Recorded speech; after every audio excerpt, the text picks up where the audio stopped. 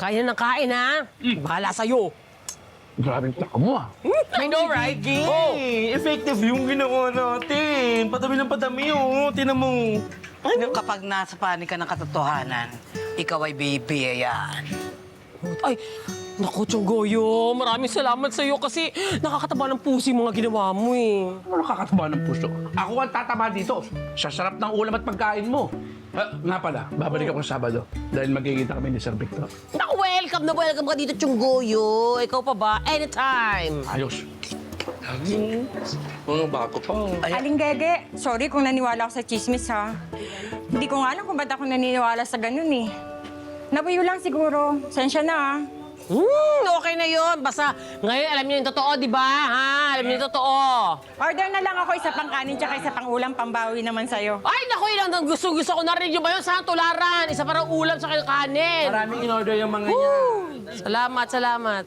Ay, sabot na naman tayong problemang ganun, di ba? Magandang araw po. Nandyan po ba yung guardian ni Nino Domingo po? Ay, oo, ako po. Bakit po? Pinapatawag po kasi kayo sa school ng principal. Si Nino?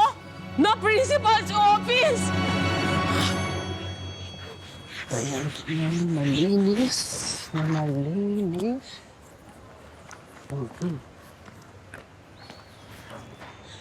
Brian? Anak? Mami.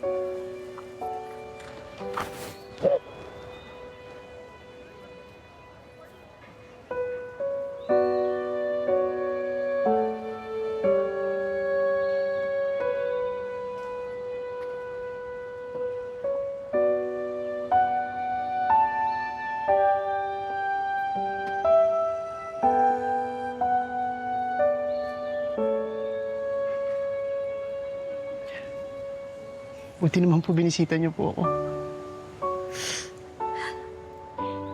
Hindi alam ng daddy mo na pupuntahan kita.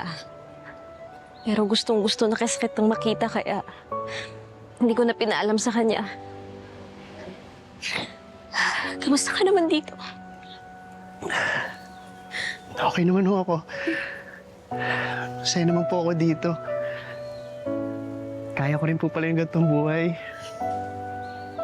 At sa totoo lang, mabait din po yung mga tao dito. Ito, pandagdag mo lang sa pangangailangan mo. Kung may kailangan ka pa, sabihin mo lang sa akin, ha? Mami, okay lang. Kaya ko na po suportahan yung sarili ko. Salamat. Tama nga yung desisyon namin na papuntahin ka dito sa Bukang Liwayway. Natutuwa ako para sa'yo. Mami, ang daddy, kamusta siya? Galit pa rin po ba siya sa akin? Kakausapin ko siya. Lalambutit ang puso nun sa'yo. Nag-iisa ka lang naming anak, magkakapatitin kayo ng daddy mo. Sana nga po. Miss na miss ko na rin po ang daddy, Mami. Miss na miss ka na din namin, anak.